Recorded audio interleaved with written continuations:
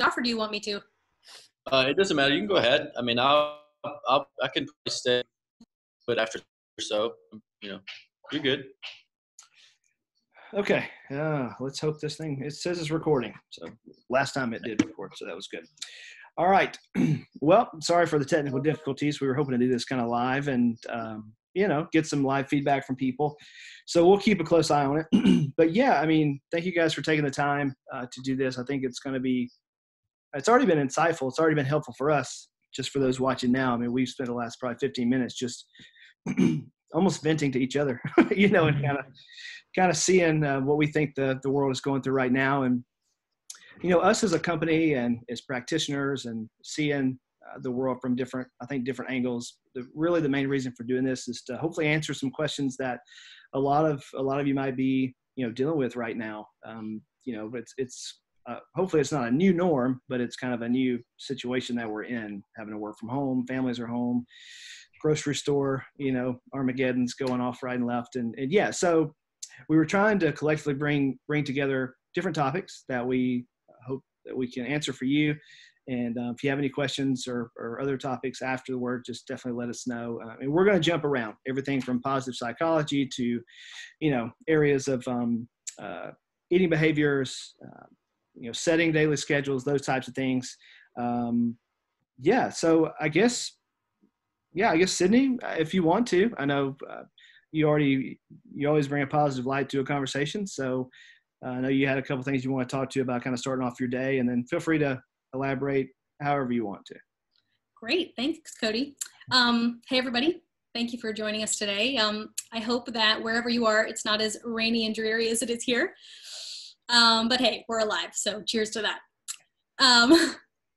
On the morning note, basically, the thing that has been helping me the most, and the thing that I feel like I've been preaching to all my friends and family that have been texting me questions, I'm an early bird. I'm a morning person. Everyone's always called me a morning person, so I think that's why I'm getting these messages. But having a morning routine is so key, even if it's just the smallest thing that you focus on. So I like to have a tiny little checklist in my mind when I wake up in the morning.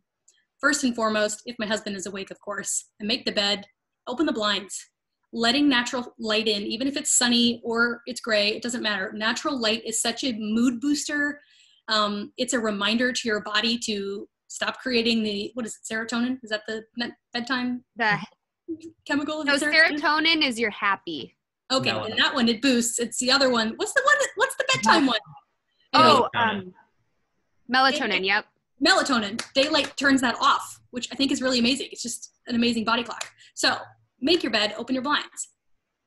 And then another thing for me immediately is, especially on days when I'm struggling to know what I'm going to do with myself, or like why I'm even trying to function well during the day because it's the zombie apocalypse and I'm not going to work and everything's crazy, is to just set a little win for myself.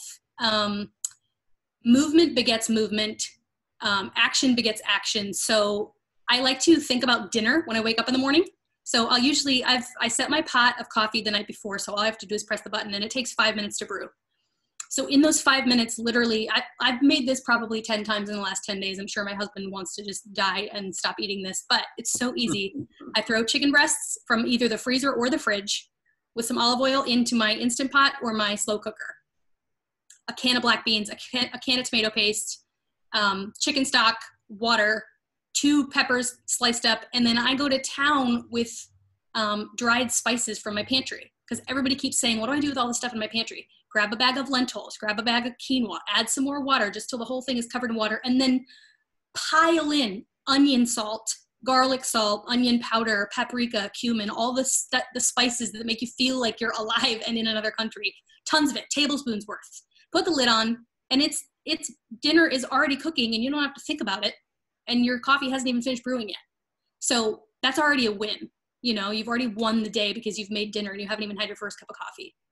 And then when I pour my coffee, I like to sit down with my dog. I would show you him, but if I think I let him get on the camera, he'll take over the whole conversation. So I'll leave him off. But I sit down with my dog, and I like to say we do our 10 deep breaths, and we do full inhale, exhales. And in each inhale and each exhale, we think about 10 things that we are honestly very grateful for, that we realize a lot of other people don't have. 10 things that you're grateful for in each breath, and I think it restarts and resets your whole brain. And the last thing I like to do is reach out to somebody, whether it's a knock on the door next door. I have 2 very elderly neighbors next door. They're actually my best friends, and I like to go physically check on them every day. Send somebody a text message. Basically, get your head out of your own butt and think about somebody else. Think about somebody else, because there's a lot of people right now that are actually going through this alone, and they are panicked and not knowing what to do with themselves. So to get a text message from somebody with a little smiley face hand emoji saying, "How are you? I'm thinking of you today." Even the ones with the mask, even the emojis with the mask are actually really funny right now. You know, message somebody and just say, "I'm thinking about you, checking in. Do you need anything from the grocery store? Can I be thinking about you and praying about you in a specific way? Do you want to FaceTime later with a cocktail?" I just think, you know, starting your day with wins that you can give yourself, like making dinner and reaching out to somebody, are the most helpful tools for setting yourself up through success through this whole thing. Because we don't know if this is going to be 3 more weeks, or if it's going to be 3 more months, or honestly, if it's going to be until 2021. So we may as well start getting into those good habits right now of, how do I stop thinking about myself? And also, how do I set myself up for success in my own home? Yeah, no, I think that's great. That was actually, as you were talking about it, and before we even started the recording, that yeah, we're just, a lot of us are in our own heads right now, and sometimes that's not a good thing. And just like, you know, I was kind of raised, it's like, if you really start going through hard times or worries or whatever, the best thing you can do is try to just help somebody else. You know, spend 100%. time helping them, and it does shifts. It's like, and we were all talking about how, like, it's obviously it's unfortunate, but to see how humanity's kind of, you know, there's just a whole lot of positivity coming out of this stuff, for sure, in support of each other. Absolutely. Does anybody else want to speak to that? Because I've kind of found a transition to go to some of Matt's topics, but did y'all want to speak to any more on that specific? Oh, yeah. I mean, you know, speaking of reaching out to friends and family and stuff, that can also go along with people in the fitness world, and, you know, reaching out to your clients, staying in contact with them to make sure that they're staying as active as possible. And, you know, Cody, you know, you and I have talked about this a lot, and I think it's very, very valuable and important that we as a country continue to stay active. You know, the health and fitness industry was on the rise there for several years, you know, bigger than, you know, really ever has. And I think it's on us, on the fitness professionals of the world, and the people that live in that, to keep everyone active and moving. And like you said, starting your morning out. Well, most people like to work out in the mornings. That should be no different now. You know, even if you do have to work out at home, or you know, something really simple like, you know, just breathing or doing whatever, staying active, walking dogs, whatever it is, you got to stay as active as you possibly can, because then you kind of slip into, you know, Linda, you can touch on this too. I'm not trying to jump all over the place, Cody, but Linda, you can, you know, touch on slipping into some type of, you know, bad state with your mental state of, you know, making those bad choices, or like feeling bad about yourself because you're not as active or whatever. Yeah. Yeah. I mean, we were talking about kind of routines and stuff. That's why I thought it was great to start off with Sydney, as far as kind of setting your day out. Right. Trey's got his cat going there. But then Matt, you made a good point about, you know, we already spend a lot of time behind our screens, but it's like there's even more screen time that we're having. So all that blue light, our sleep cycle's getting really messed up. Is there anything you want to kind of speak to that, or just? Yeah, I mean, I've noticed it, you know, being on social media more. Everyone is probably kind of feeling this. I know it's, we don't want to always be on social media all the time, but I mean, even if it's watching TV or staying inside, being on your phone, on your iPad, watch whatever, it's going to mess up. It's going to hurt our sleep cycle just by itself, because we're not being as active, and we're not, you know, getting up early and going to work and coming home at a certain time and have all these chores to do that you weren't able to do throughout the day. And then instead we're sitting down and being on our phones all day. It's going to mess up your circadian rhythm. So I think, I'm not sure who it was that mentioned this before we started, but staying on some type of a schedule, you know, up at the same time. Yeah. And saying, I'm going to do this for an hour, and then I'm going to clean for an hour, and then I'm going to read for this time. I'm going to walk my dog at this time. If we're, you know, kind of structuring out your day the best you can, just like you would have to anyway. Yeah. I think a lot of people are kind of dependent on kind of their work or their school to set the schedules for them. And so now Right. it's time that you have to take awareness, bring awareness to yourself and take advantage of that. Does anybody want to kind of add to that as far as establishing kind of how you pivoted for your schedules?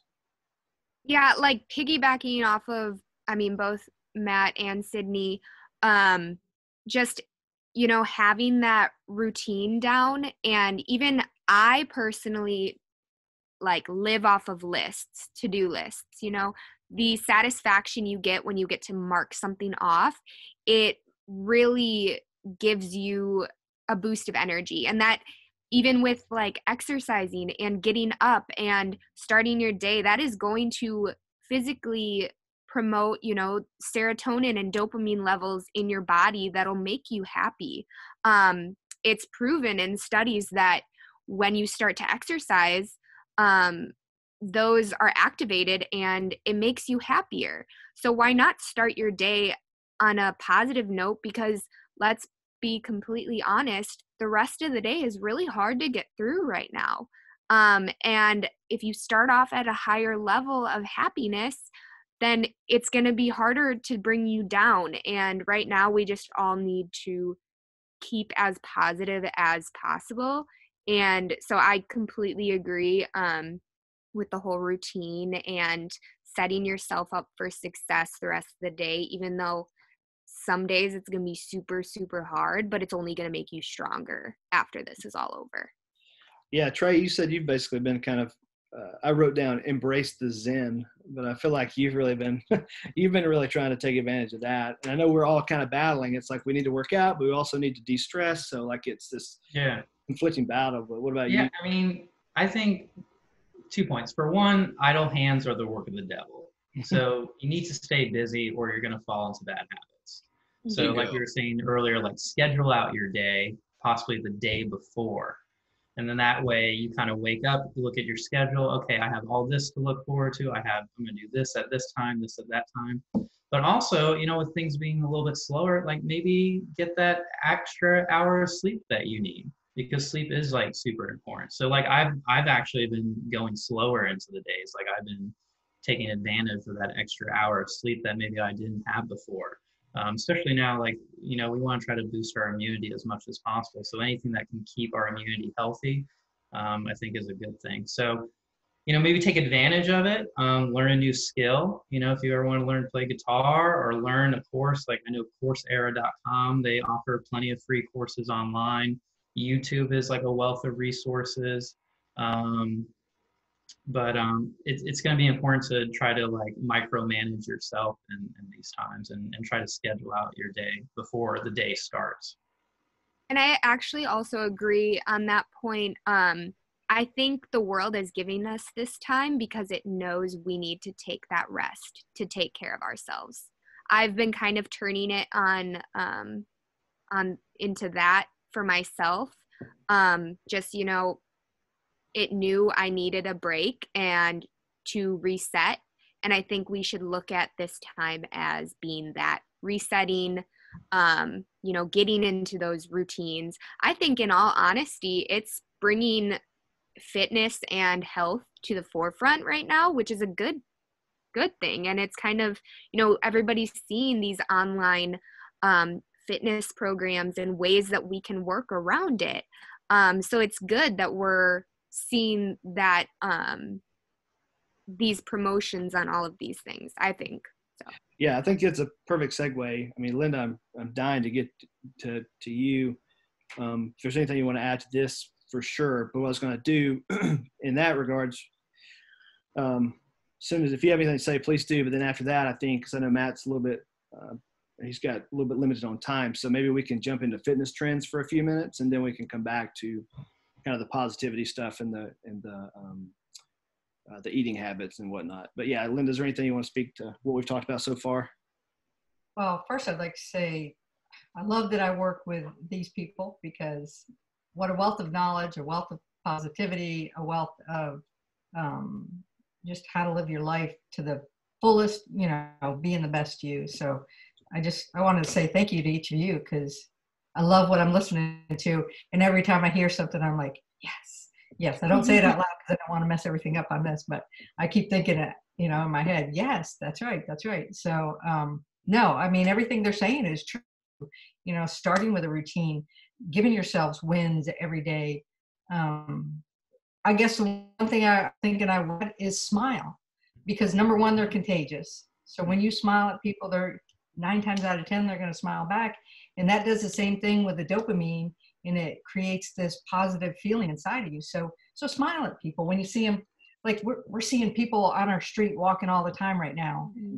We never used to see people out on our street. You know, everybody's doing their thing, busy work, busy with school, busy running the kids to different places, but they're out walking, and you just smile and wave and, you know, talk from a 6 feet distance. And it's really actually kind of nice. So that's Yeah, no, I love it. That's exciting. I'm really excited. So in a few minutes, if you are still watching, we're going to come back to Linda, and she's going to kind of talk through like 6 steps of, what is it, like the negative thought cycle, trying to keep positive psychology. 6 steps of, dissecting your negative thought cycles and developing a plan for change. Yeah, perfect, which I'm excited about that. I just want to kind of prompt people to keep them watching.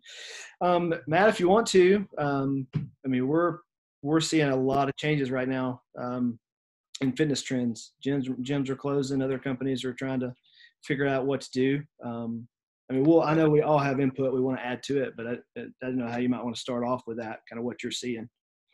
Yeah, I don't know. I think whenever this first kicked off, Cody, you know, the one thing that I really wanted to dive in to see how gyms, how people handle this, because you know, like the shutting down was I think we all knew it was going to happen. You know, Lifetime shut down, and Planet Fitness shut down, and the gym that I actually do my own workouts in shut down last night. And seeing how they handled those particular you know, situations with their members, and you see gyms.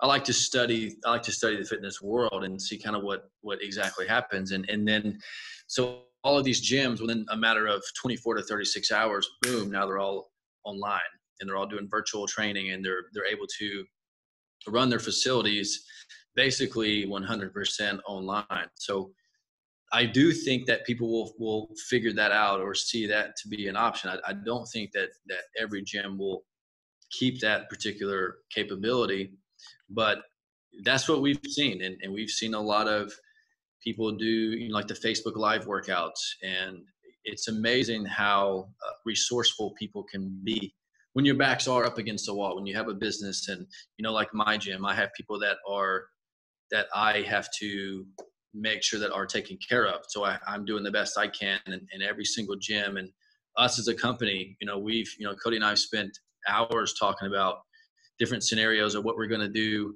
how to handle the situation, and how to help people, because we feel like we have a responsibility. And that goes back to my first point of, I'm glad to see people in gyms doing that, because it's keeping people active. It's keeping them moving. It's having them something to do. Like my gym is still open, and I'm not closing my gym until someone tells me to close my gym, because there's people that need somewhere to go, to get away from, to exercise. And, you know, if you're stuck at home with kids that that's not what you're used to. You're used to going to work every day, but now if you're at home with them, or if you work at UAB up here every single day, and you know, you get off and you want to go be around people and kind of relieve some stress, I think it's important. And I do think that trend will continue as this progresses, whatever happens, either good or bad. I think, you know, I'm not sure who said it, but it's important to kind of see that. I think people will take health and wellness a little bit more serious. I think people will choose their food groups a lot more carefully. I think people will pay attention to their loved ones a lot more carefully. I think people will be, through this process, will get a very good understanding of themselves and how to structure their lives. It's something that will happen, and what's important, what's not important.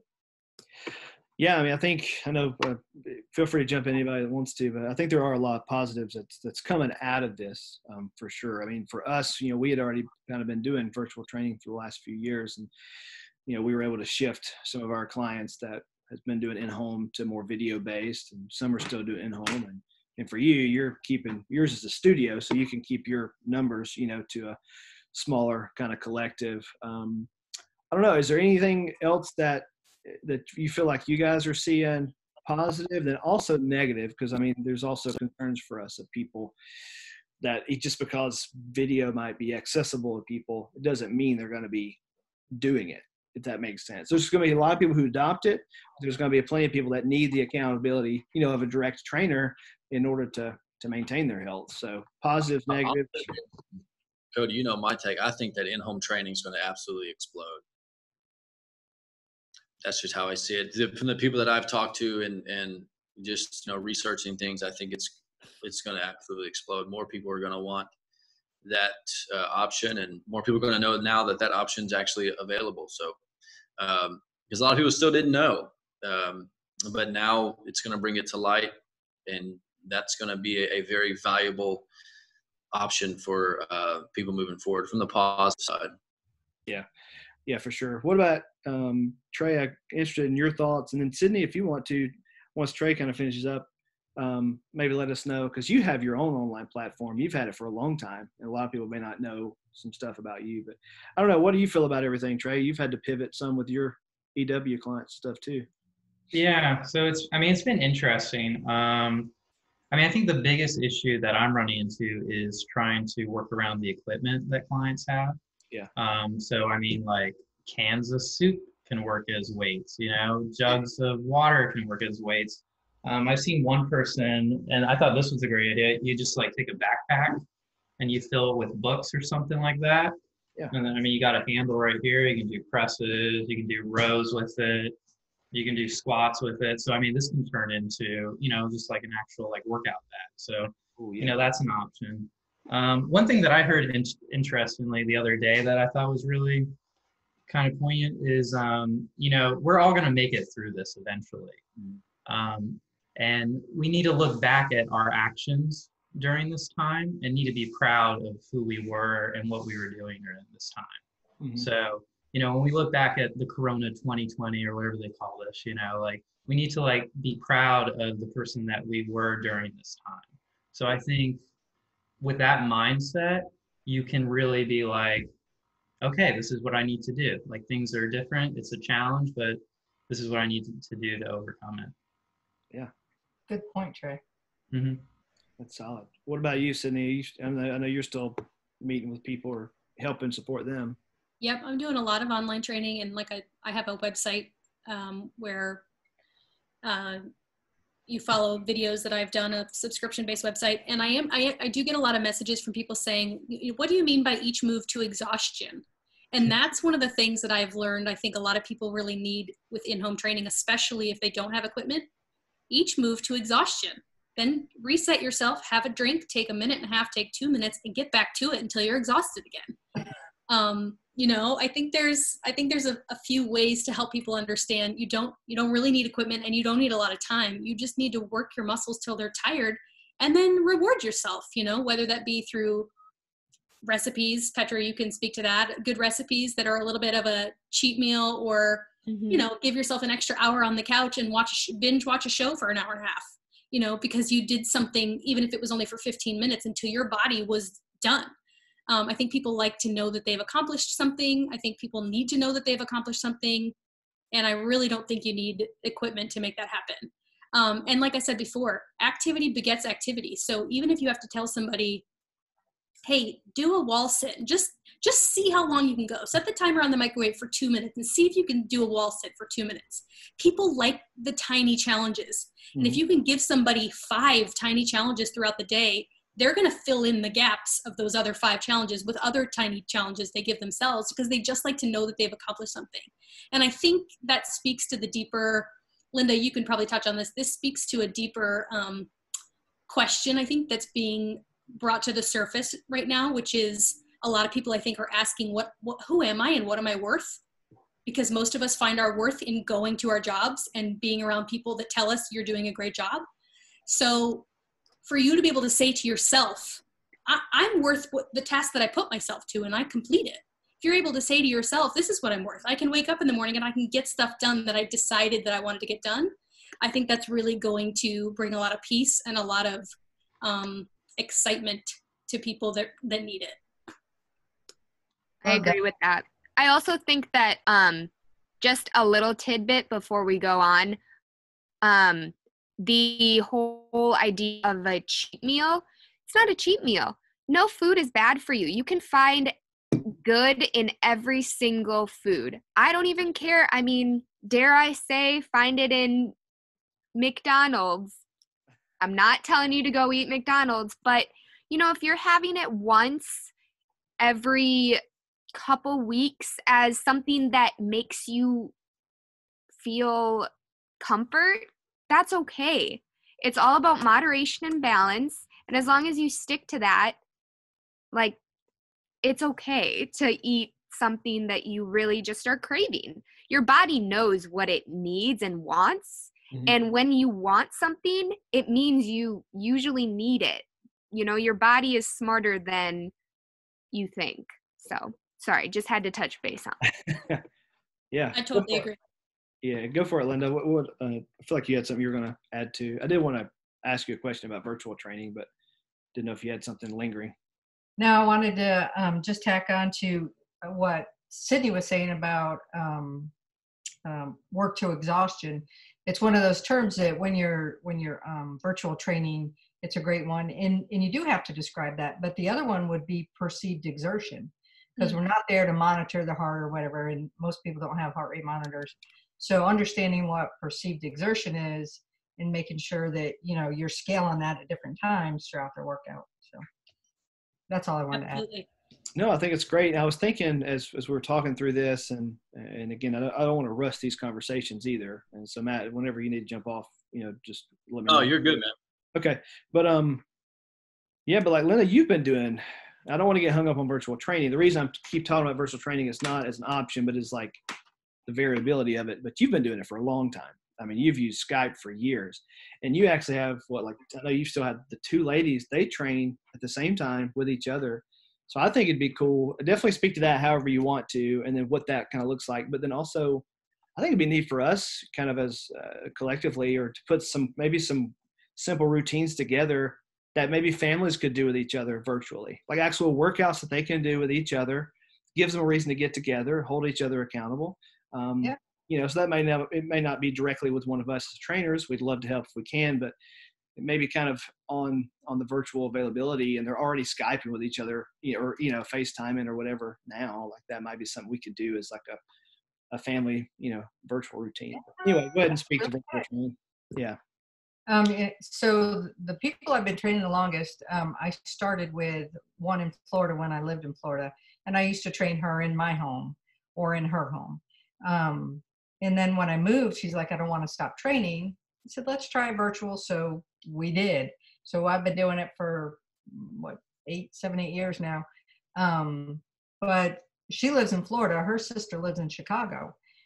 And she always encouraged her sister to, work out too. So now I train them together. So they get to talk to each other twice a week. They get together and talk with me. And hopefully one day we're all going to Israel. But at this point, it's really neat that that they push each other during the workout too. It's not just me pushing them. And it helps. I think when Matt talked about personal training, in-home personal training, is it helps that I was with her for a while first. So when you have clients right now, especially when you're training them at home and you really have that one-on-one contact with them, it's pretty easy to transition to virtual because they know your cues already. They know a lot of things that you're saying. They don't have to think too much about because they know. If you're starting out new with somebody virtual, you really have to build that rapport, and it's going to take a little bit longer. So you got to think about that, but you also want to make sure you do an assessment with them if you're going to start out with them as virtual. You don't want to just throw stuff out there for people to do because everybody's at different levels. You kind of want to assess and see where they're at before you start giving them stuff to do. Yeah, no, I love it. And it's a new world. A lot of people's having to navigate. So hopefully we can give some more insight to that as well. So no, I don't know. I just love all this stuff. Yeah. Anything else you want to speak to trends or anything else you're seeing before we move on? I don't know if anybody's going to talk about the value of resistance bands, but I'll just throw it out there. Yeah, I mean, definitely. Yeah. Well, I mean, so many of my clients, I send them the link to those, I think they're called Peach bands on Amazon. $13 for a great set of bands. You get a killer workout, not even moving off the floor with these bands. So I've been doing a lot, even on my Instagram, a lot more resistance bands videos for people, and they're doing them because it's so gettable. You don't even have to think about, am I about to sweat? Am I about to have to jump around? You just, oh, I can put a band around my thighs and squat. And I think, again, once you start one little motion, it lights the fire of, I can do 15 minutes of this. I can do half an hour of this. It's so fun. It's so weird.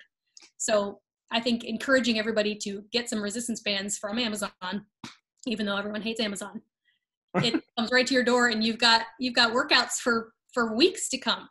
Yeah. What else? Anything else on that? Petra, I know you said you had to break down and buy a treadmill. I did. I felt weird, but everybody else is doing it too because I barely could get it delivered.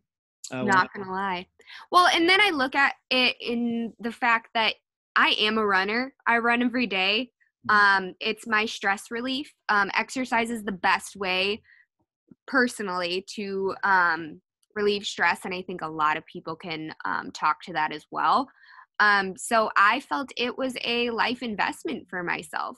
I can take it to the next place wherever I end up after school and continue to utilize it. So, I mean, instead of buying, those new, I don't even know, I barely shop for real clothes anymore these days, but those new jeans or that dress, I'm, going to invest in something that makes me happy. So, yeah.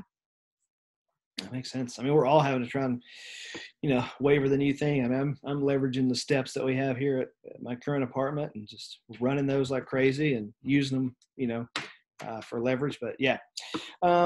Perfect. Okay. So here's the next kind of wave I'm thinking. And if we can go whatever format we want to, but I'm thinking, if you're okay with it, Linda, we'll hit your steps for for the positive psychology. We definitely need to shift to dietary eating habits. So Petra and probably Sydney and whoever wants to jump in that. But Petra, I know you have a few things you want to speak to about that. And then if we still have time and if you are open to continue going, then if Trey, at that point, maybe we can cover some mobility stuff and any other areas that y'all might want to cover after that. Does that sound good? Great. Okay, cool. Yeah, well, go for it, Linda, if you want to, whatever facet you want to go. Yeah, so I wrote down some notes. So if I'm looking at those, that's why, because there's a lot of information and there's a lot of things that we can do. I have a friend in New York, and I saw her Facebook post recently, and she's fearful, and then other people were jumping on, yeah, they're afraid too. And I'm a different type of person. And whether it's good or bad, I don't let things really shake me too much. In this, I'm not letting it shake me either. I'm just not. I'm not fearful for a lot of different reasons. Before I get into some of that, I did want to say something because Petra asked me about. I think it was Petra about social media balance, and I think it's really important right now that people understand this. That social media is a great way for us to stay connected right now.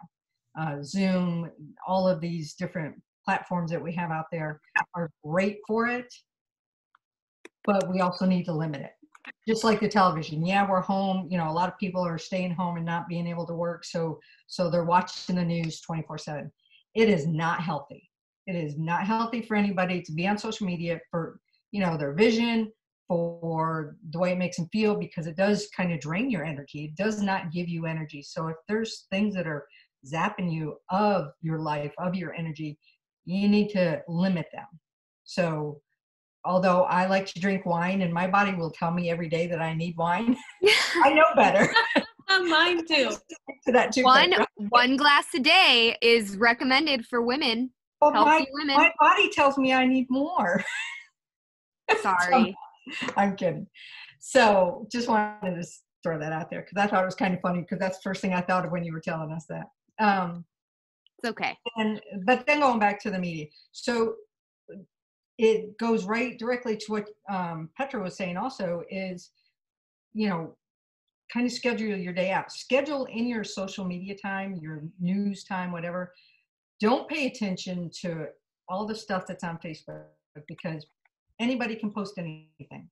And a lot of it's not true. Some of it is, and I said it right from the beginning, the place to get your information is the CDC or WHO, the World Health Organization. They're going to be putting out accurate information every day and reposting it. So just check it once or twice a day. You may want to check it in the morning and in the evening. But other than that, don't get caught up in it.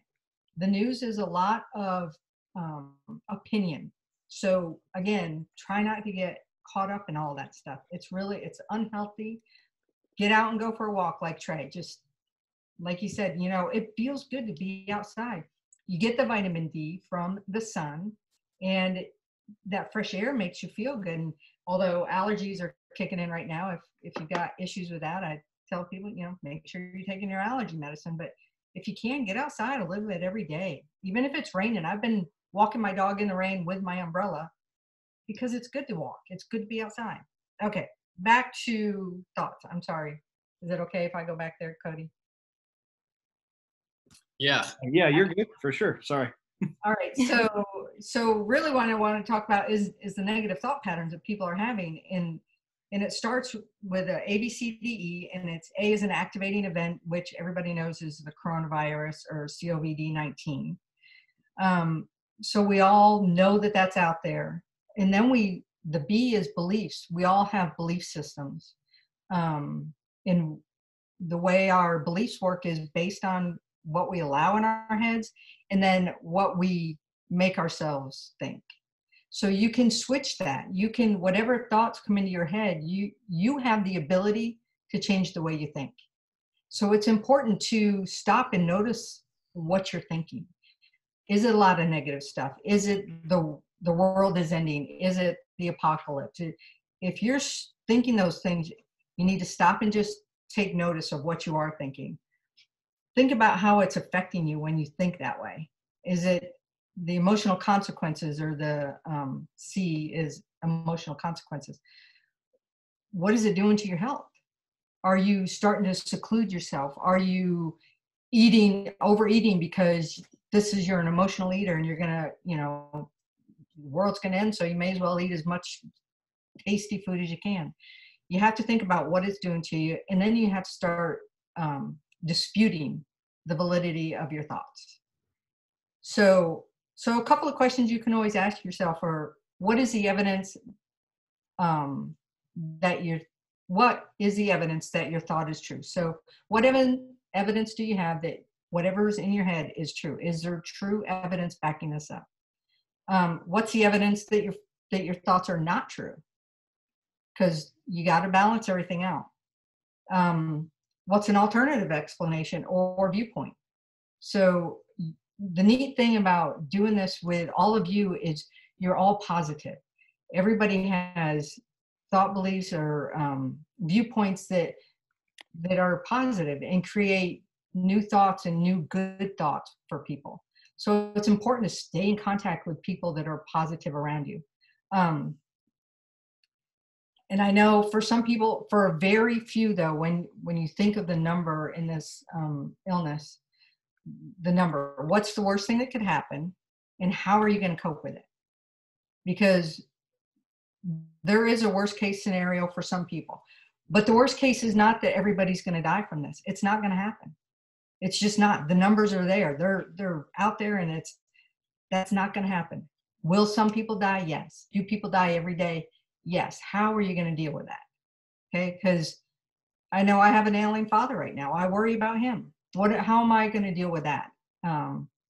So you got to think about that. But then you got to think about what's the best that could happen. And you guys have been talking about some of these things. They're awesome.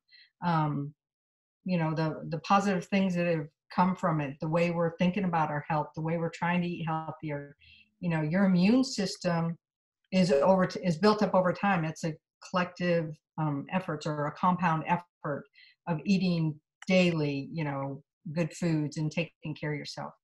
That's how you build your immune system up so it can fight a disease like this. And then what's the most likely outcome? what is truly the most likely outcome for this event?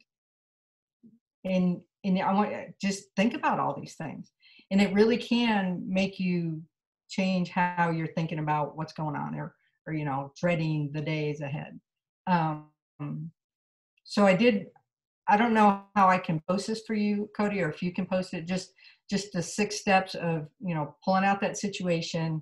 What are my thoughts and feelings? What am I thinking that created these feelings or emotions? What cognitive distortions are present? And those are things like all or nothing thinking, or overgeneralization, labeling, should statements. There's a whole list of them. And I can put out more information on that. And then what would be a more accurate thought, and how can I respond differently going forward? Those are really kind of the things I'd like people to, if you are dealing with some like depression, or dealing with, the world is ending type of thoughts, these are the kind of things you need to go through to bring you back to reality. That's all. No, I mean, it's great. Obviously the topics that you're bringing up is probably creating a lot of things inside of us, that's still on here right now. And we can definitely get that list up and post it on the comments and get some structure to it. Is anything that kind of Linda's brought up speaking to you guys, or anything that you feel like you've, good, bad, anything kind of taken from it? Just curious.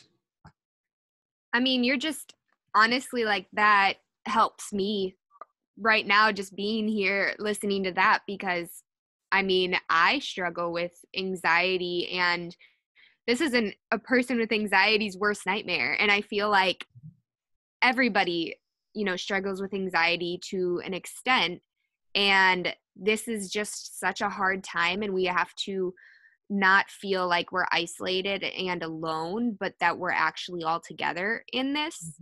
And don't forget about that, and just, keep your head up. We'll be over this soon. So, yeah. I think something else you touched on that's super important is just capturing those thoughts when you know that they're about to go haywire and they're about to go real dark real fast. Mm-hmm. We do have the ability to capture those thoughts, and even if you don't know what to do with them, you can at least ask yourself the question, what's the silver lining of this negative thought? Because there is one. Mm-hmm. There's always a silver lining. There's always something positive to be found in you having that thought. So if you can just learn, like, a daily discipline of making your bed every day, or putting your clothes away and not leaving the pile of laundry on the couch, stop that thought where it's at, find something positive before it goes any further, and redirect. I think that's huge. Redirecting is huge. And we all have the ability to do it. We just, sometimes people say, the thoughts, they just keep coming. Well, you have the ability within you to change those thoughts. And that's really what that is about, is learning how to do that. And people with anxiety, like you said, Petra, this is your worst nightmare right now, is going through something like this. So definitely, if you have issues with that, reach out to a professional. Stay in contact with really positive people in your life. Think about who's in your life, who's positive and who's negative. If you've got negative people that feed negative thoughts right now, just this is an easy place to go ahead and distance yourself from them. You kind of can cut yourself off from the right. Cut them off. Now's the time. Yeah. You got the perfect scenario to do that. So yeah, and just make sure you have people that are, speaking life into you, speaking truth, speaking good things into you. Make sure that's who you're surrounding yourself with. And if your anxiety, or if your issues are a little deeper than that, I always recommend get some help. Talk to a professional. Yeah.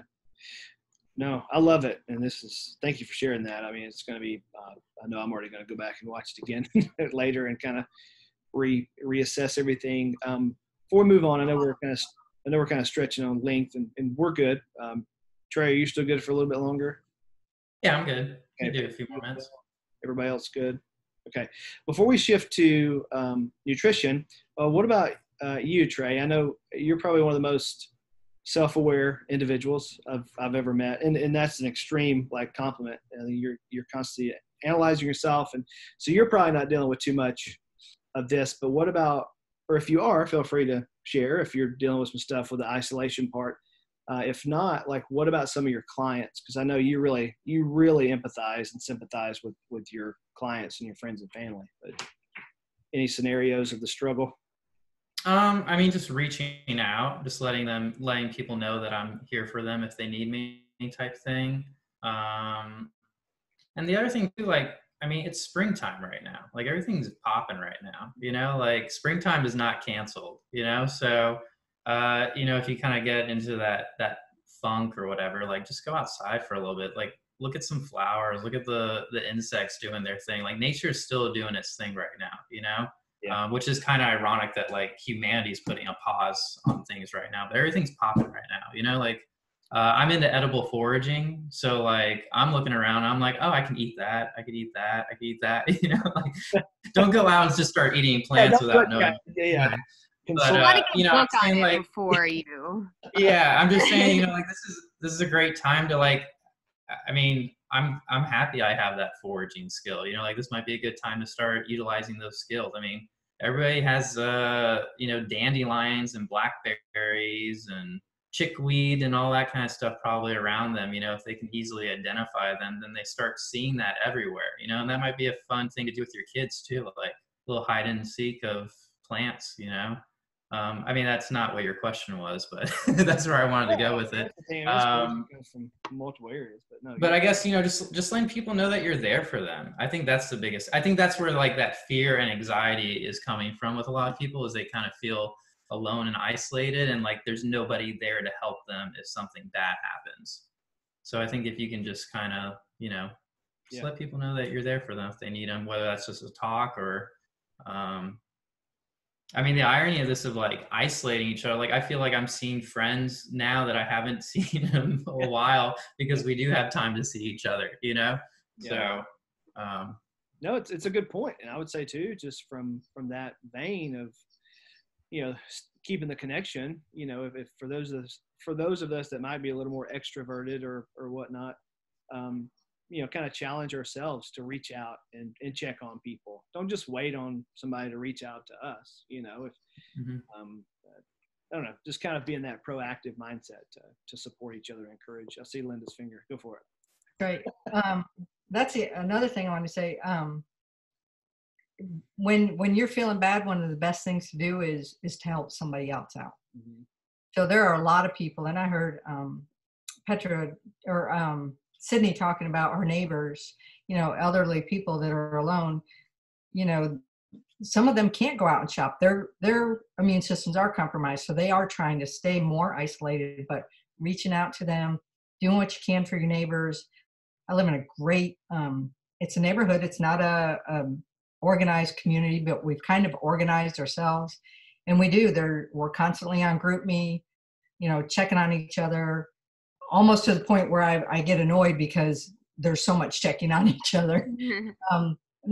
Not that I am, I'm grateful for it, and I know other people really need it. So it's really important to do that. So just to quickly touch on that as well. Yesterday, this is just small and silly, but it was like medicine to my soul, and I think to theirs. One of our next door neighbor dogs just got diagnosed with cancer yesterday all over her body. So we made some homemade dog treats, just tons of them. So we bagged up dog treats for all the dogs in the, neighboring homes, put them in the mailbox, and then made some human treats, some cookies, some oatmeal chocolate chip cookies with a little note that just said, this is from your germaphobe neighbor, 0 germs in making these cookies. Please enjoy, let us know if you need anything. And that, it just like, it made the little block so happy to just get some like human, real, personal interaction via the mailbox even. Right. I think great. Kindness is just like the most infectious medicine. That might be a good thing to just start a post on, what can you do? I mean, great little, if people started throwing out ideas, for each other of what they can do for other people. I love that one. It's huge. Awesome. Helping other people is the most helpful thing you can do for yourself. Mm-hmm. Yeah. I love it. No, thank you guys so much for doing this. This is exciting. I mean, really, even if 10 people, hopefully 100, 200 people benefit from this, but if nothing else, we're all benefiting from it. And so it's great. Awesome. Well, like I said, we're still doing pretty good on time. If my neighbors will keep quiet upstairs. But let's go ahead if y'all are okay with it. I know it's anyway, but Pedro, do you want to go ahead and take us into the transition into the scary place that we used to call our local grocery store? Yes. So I do. That's the first thing I do want to touch base on. I am a registered dietitian, so grocery shopping is like a big hobby for me. I don't know why, but I love it. It's kind of therapeutic. And going to the grocery store recently is very anxiety prone. Seeing the lines, seeing less items on the shelves. But I want to let everybody know that this does not have to be how it is. The reason that it is how it is right now is because people are breaking the system. If you were to just go grocery shopping like you normally do every week or every 2 weeks for your family and get what you need, I get it. You don't want to go out too many times, but going to the grocery store once a week is not going to make you, very, I mean, for the most of us that aren't as prone to the virus, it's not going to be risky, especially if you stay 6 feet apart from people and, hand sanitize, use the wipes at the grocery store. We're actually making it more dangerous the way we're doing it now is because so many people are in the grocery store at once. So it's a system for a reason. If we had just stayed the same, shopping schedule, we wouldn't be out of things. If we were to do the exact same thing we're doing right now, in the summer without the virus, the same thing would have happened. We would be out of toilet paper and, canned lentils and everything, because that's just how the food agricultural system goes. They replenish it as needed. And right now, because people are panicking and going out to the store and getting everything and anything they can get their hands on, that's not only taking away from people who need it or can't afford it, they can't afford it at that time. They're, taking that away from those people that, okay, I have this much money and I can go shopping now and I need this. But because that stuff isn't there, they can't get that and now they're out. So a lot of people are being selfish in that way.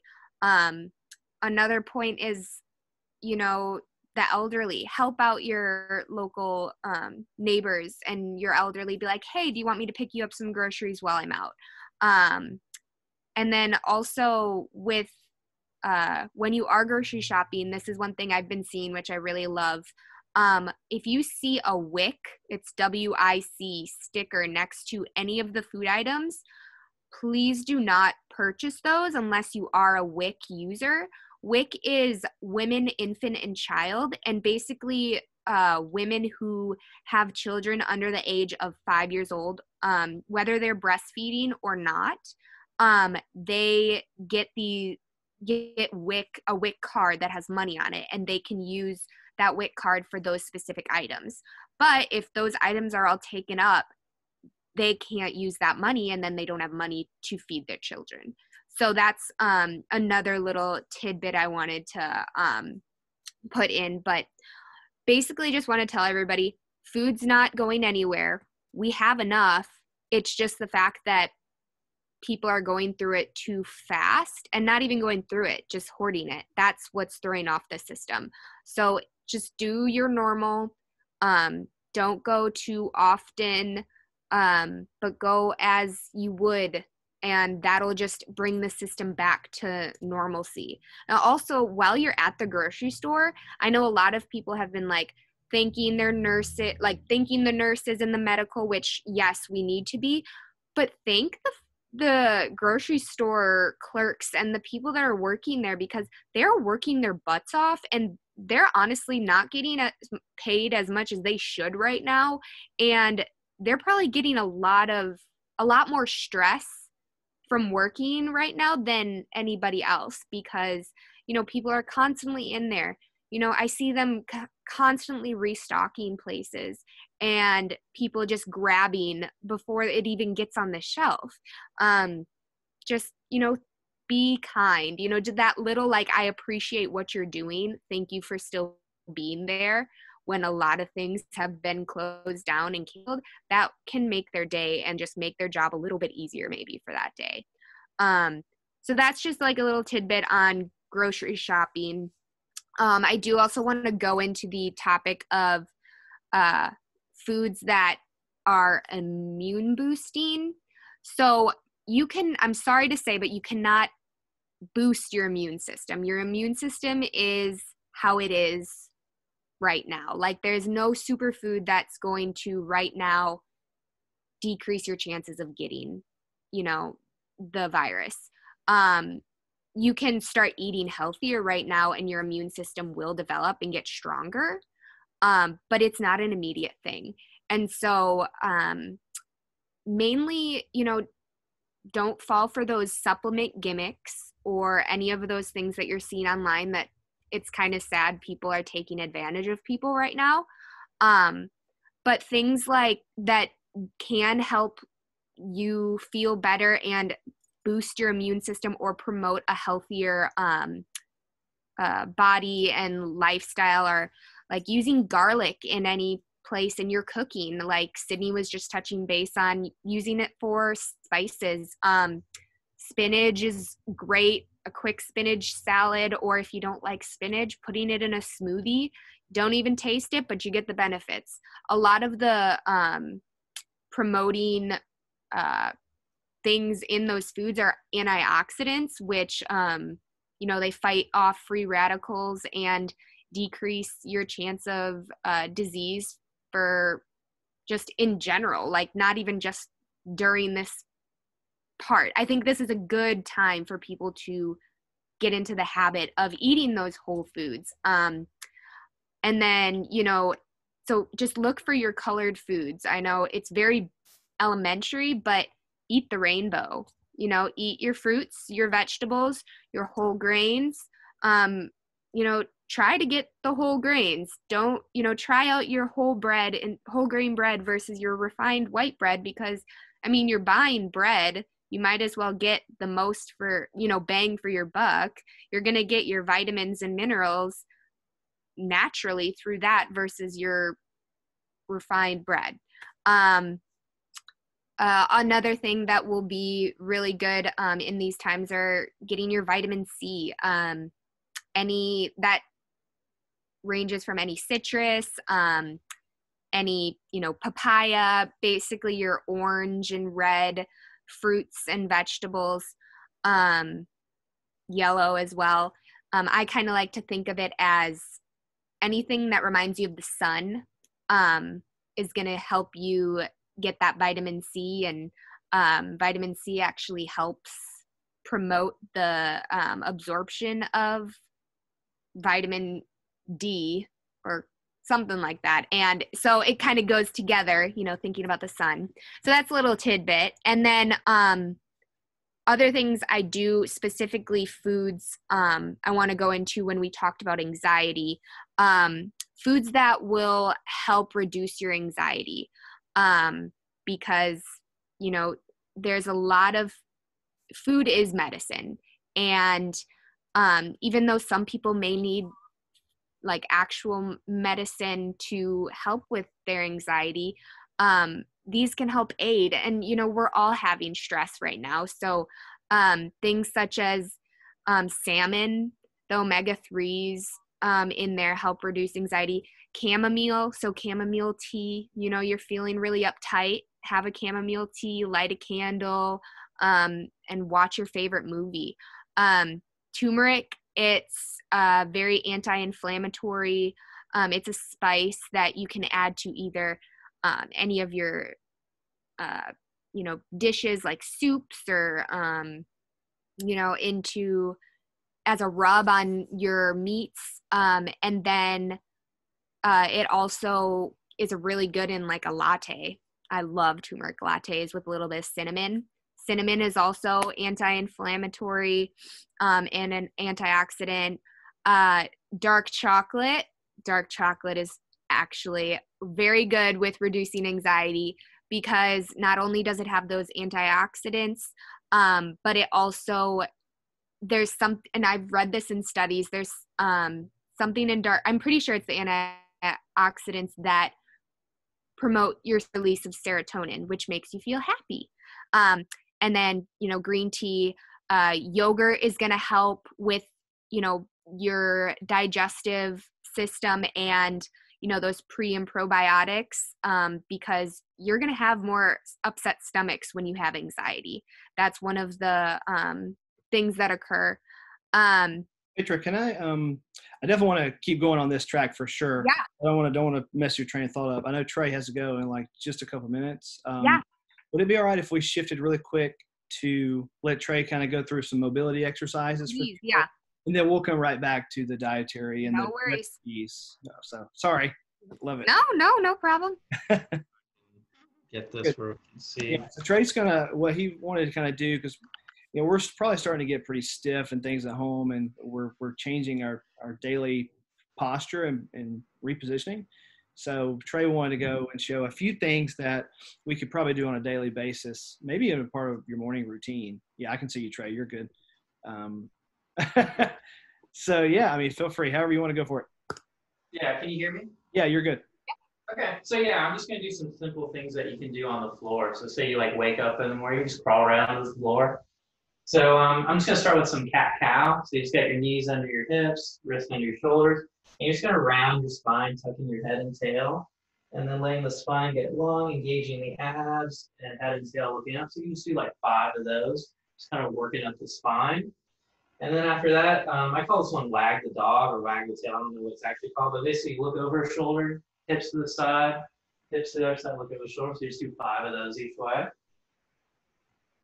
And then after you do 5 of those, just kind of warming up the spine, head and neck, you can go and do bird dogs. So make sure your abs are braced.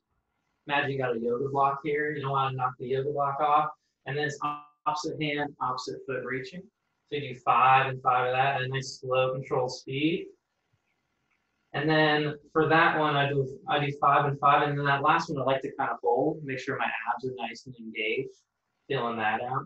And you can also do other movements while you're there as well. And then, so you got your cat-cow, wag the tail, bird dog. And then to stretch out the groin, you can do an adduct rock. So from that same position, you put the leg out to the side. So this foot over here is in line with my knee. And then from there, you just push your hips back. And you can do that about 10 times too. So that'll stretch this guy out right here. And then from there, you can get a little bit more rotation going in your T-spine, whichever leg's out. Put that hand behind your head and elbow to the other arm, and then open up. You can do about 10 of those each way. And then after that, just balance it out on the other side. So get that other leg out, rock that. I'll turn this way so you guys can see. So you want to try to keep a nice flat back while you do this. You don't want to try to round or anything, because we're just trying to stretch the leg, not the spine itself. Right. And then you can get the rotations there as well. And then another nice one to do, so you got the inner groin, is to get your glutes. So figure 4 stretch. This is one of my favorite stretches. Figure 4, reverse pigeon, pure form of stretch. So ankle on the knee. You got this little hole right here. You're going to feed your hand through that hole and grab this thigh right here and pull that in. You should be feeling a good old stretch right there. Hold for that about 30 seconds. And then switch. Do it on the other side there. And then the last one that I would do is it's called a bretzel, or it's also a T-spine rotation. But you lay on your side, both legs outstretched, bring up the top knee, have that knee rest on the ground. This hand here blocks, and then this other hand is going to open up for a good old stretch. So you do about 10 of those. This is my favorite stretch. You can do this in the bed. You only have to get out of bed to do this one. And make sure you're breathing through all this. If you're not breathing, your body's not going to relax, and most of it are going to stay tight. And then if you want to bump it up another notch with this one, this other leg here, you got this free hand right here. You just grab that. You got your quad stretch. You got a hip stretch here, and then you just let everything kind of flop over. And I like to hold that for a long time. So just kind of show you the other way. You're here, you bring that knee up, other leg's out straight, and then you're going to open up each time. Biggest things with that is just make sure that that knee stays on the ground as you do that. I mean, that's a lot of stuff right there. Yeah, that's what I was those are super helpful, Trey. Thank you. Yeah, good. Mention one other for when your traps are really tight. Yeah. That are tensing up. Yeah. So, I mean, a good one for that one is just like rolling the shoulders each way. Do that each way. And then the biggest thing with the traps getting tight is like a lot of people, they don't set their shoulders correctly. Mm-hmm. So they overuse these guys right here. So the first thing is you want to make sure your lower trap's engaged. So for that one, just kind of pin it down. So it's not a back, it's more of a down, just like that. So you can see that here I'm relaxed. I lock it in. Now once it's locked in, you can do this while sitting on a chair and grabbing onto it. So you lock in that shoulder blade. And then you can just kind of bring the head over to the side. If you want to get a little bit more, you grab it there. And make sure you're breathing here because this is your neck. Yeah. You know, it's a real sensitive area right here. So you can do ear to shoulder like that. And then the other one is kind of look at your opposite pocket, or I give the key smell your armpit. And so same thing there, you do that. And then you can also gently bring the head over that way too. So that's a good way to do that. And then one last thing that I would say is everybody's kind of got a stick or like a dowel or a broomstick or something along those lines, is you can just grab a stick, try to lengthen it, like you're trying to pull it apart. You bring it overhead, get that good stretch, and then you bring it back. So that's always a nice stretch. And you can change the hand position with that. So here I am, you can go wider, you can go further back. You can do palms away, and that's going to get more lats. So now I'm doing palms facing towards or away from me. You can do that same thing. The big stuff with when you're doing those sort of things is you want to make sure that you're not moving from the spine. So the abs are engaged. I'm squeezing my glutes, and then it's just coming from that shoulder joint right there. And then one last thing with the stick that you can do, grab it, bring it back here, like trying to scratch yourself on back, and then you can pull the stick down, get that good tricep stretch right there and lat stretch. And then this hand that's up here, you can pull up so you get some internal rotation on that opposite shoulder. So you can just see I'm just kind of pulling them in different directions there, and then you just switch. And you do that same thing right there. And then maybe one last stretch I'll show is a hip flexor stretch, because this is like probably one of the tightest muscles on most people, especially if you've been sitting for a while, which more people might be doing these days, is you get in a kneeling position. And then from here, biggest thing is you want to tuck your pelvis underneath. So I'm squeezing this glute, raising my belt buckle up, and you should be feeling like a really good stretch right here. If one thing here is if you just kind of go into it, I'm just moving from my back right now. So you want to come back, tuck your tail, and then shift into it. And you should feel a good old stretch right there. So that should cover a lot right there. Yeah, no, thanks for doing that. I know you have to go. The reason I was probably big on mobility is, for one, a lot of us don't do it, and if it's something that it can be kind of those small victories, like Sydney's talking about too. If you start with mobility, that could turn into more exercise, and then it's going to release endorphins. When you start stretching and doing that stuff, you're going to feel better. You're going to feel more positive. So, and you're the man I always go to when it comes to mobility. So thanks for doing that for sure. My pleasure. Yeah. Well, thanks, man. I appreciate it. I know you got to go, but you can stay as long as you want to.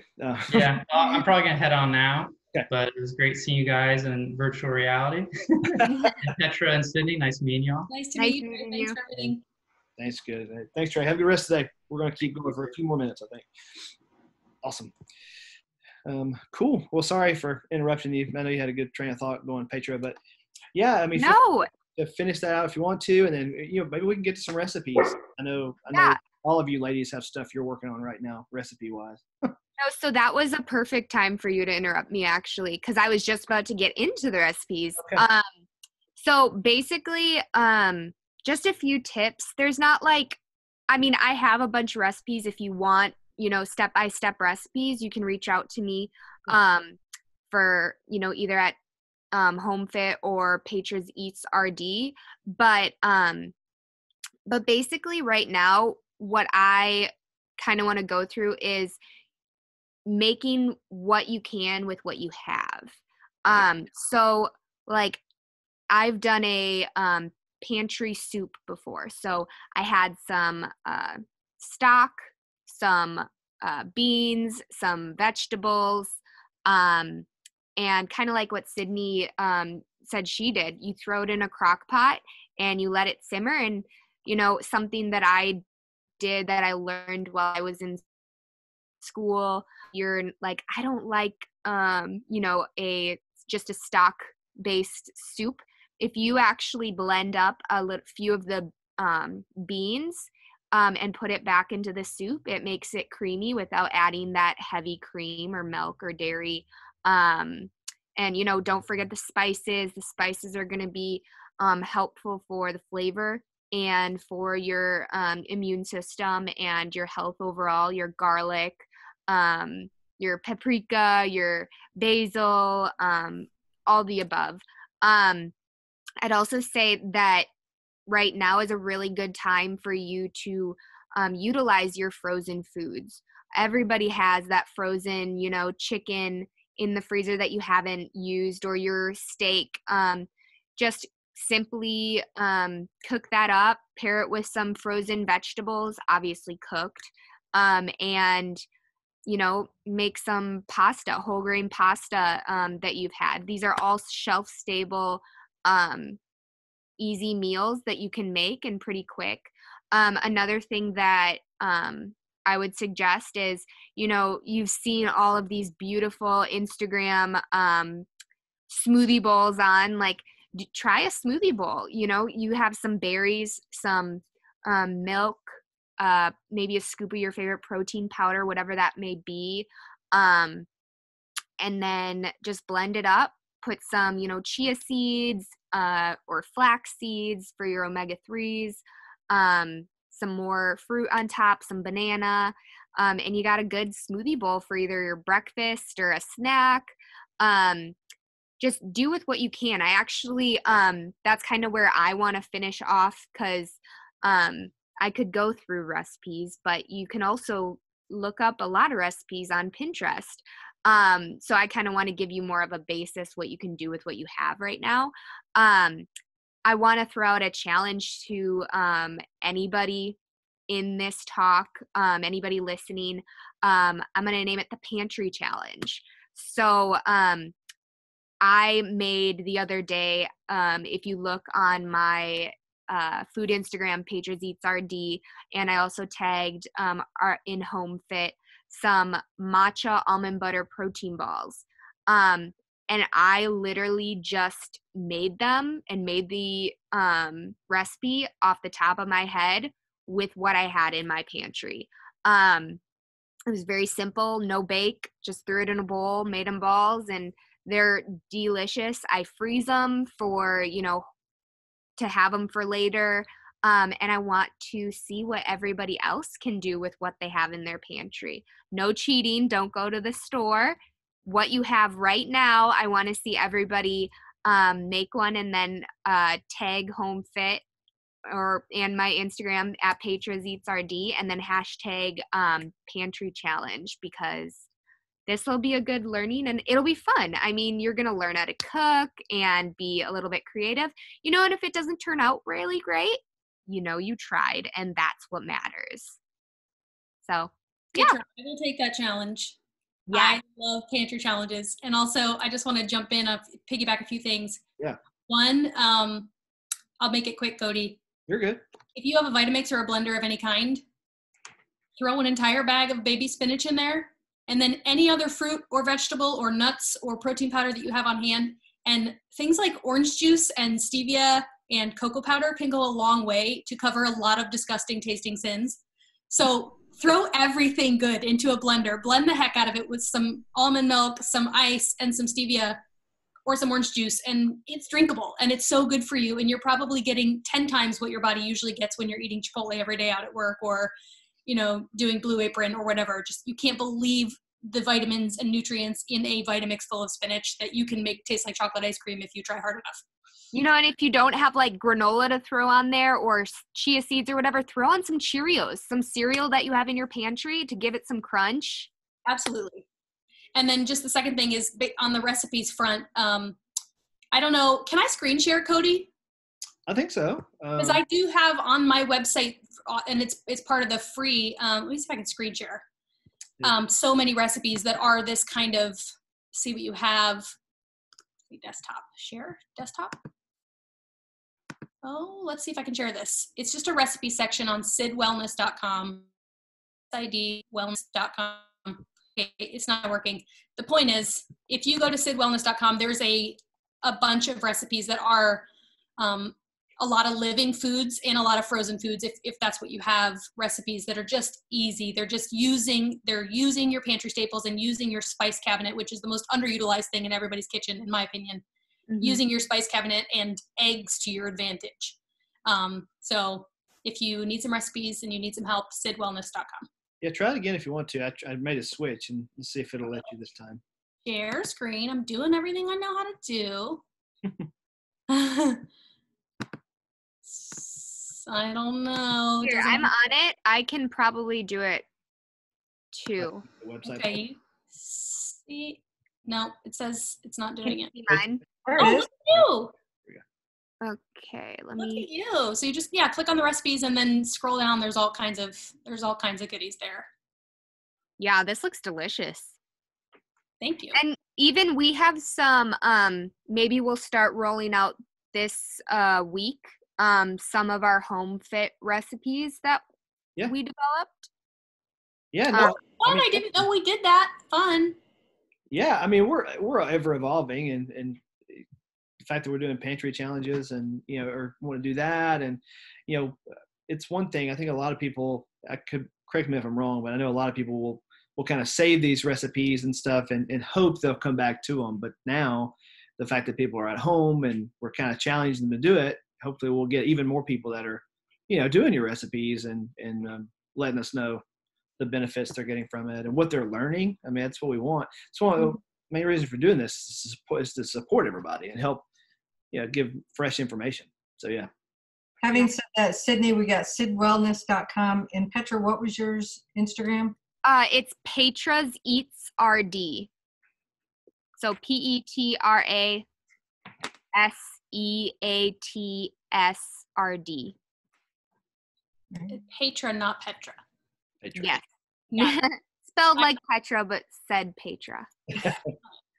What about you, Linda? I know you're great about pulling stuff together at home. When you cook, you've been doing it for.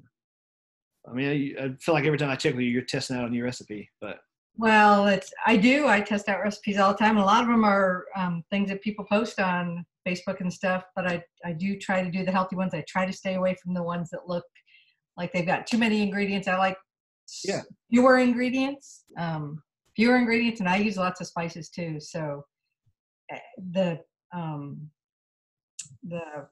cabinet or pantry challenge is awesome. I'm going to try it because I've never done it, but I've got so much food here right now. I've got a ton of food, so I want to try that. I don't have any recipes right now that You're good. Yeah, I know you're great at it, and you're good about getting healthy stuff thrown together, and so. And I would like to throw out like emails. It's one of those that I use all the time. They have the best recipes. That's where I've learned to cook with spices, really.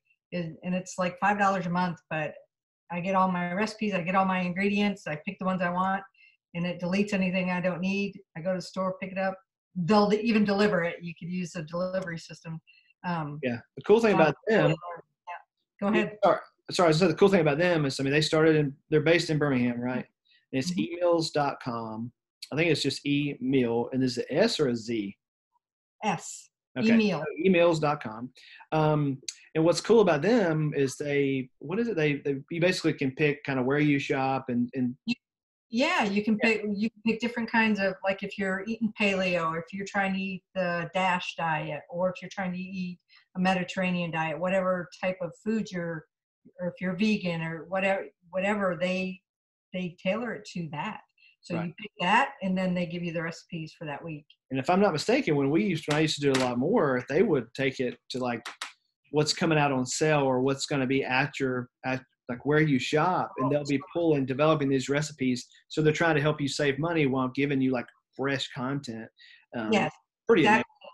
I'm sorry, I hated to interrupt, but I Yep. wanted to get in real quick to that point because I'll forget, is the way they create the recipes are you'll use the same ingredients for several Yep. recipes. So again, you're saving, it saves a lot of money. No, that's cool. A lot of information. So I love it. So thank y'all for hanging in there. I know this was pretty lengthy, but I just felt like it was going to be a collective of things that we wanted to share and help people and just get all this out there. It's a lot of people. Even though we're all kind of thinking it, I know it's been refreshing for me to kind of share all this with each other, kind of talk through it, and just a good social interaction for sure. So yeah, and we'll continue to nurture this, like this video, like we'll continue to push it out. We'll try to leverage it on multiple avenues to be able to get in front of more people, do the best that we can to share all of your websites, your recipes, and then hopefully it'll be kind of an ongoing discussion. Hopefully people will continue to ask us questions, and we can continue to helping. But yeah, this is the first time we've ever really done this. We've done like kind of different well talks and stuff, but this was kind of more of like a roundtable, open, kind of an open forum. So it's great. Anything else you want to add to take away? Any last bits of encouragement before we all go take a nap? Because this was a long one. No, if anything, this helped me, Yeah, it's been really enjoyable just chatting with all of you. Yeah, well, awesome. Well, thank y'all so much. And I guess we'll sign off of here.